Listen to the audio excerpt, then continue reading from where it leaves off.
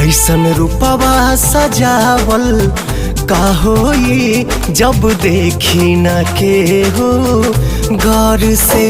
ऐसन रूपवा सजावल का होई जब देखी न के हो गौर से। जब देखल चाही तू करेलू नहीं, मन गुजरेला गजबे दौर से।